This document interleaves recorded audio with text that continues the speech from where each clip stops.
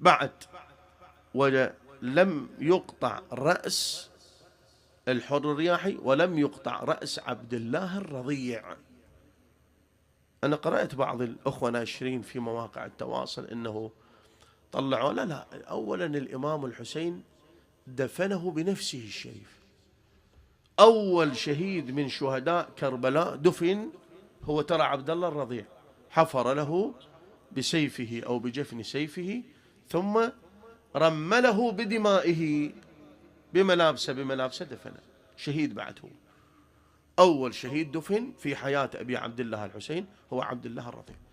بالفعل أكو نص أنا قرأت بعض النصوص المتأخرة يقول إنهم بدأوا يبحثون عن عبد الله الرضيع برماحهم يضربون الأرض لعله يجدون يقطعون رأسه يقدمونه، ولذلك ماكو ذكر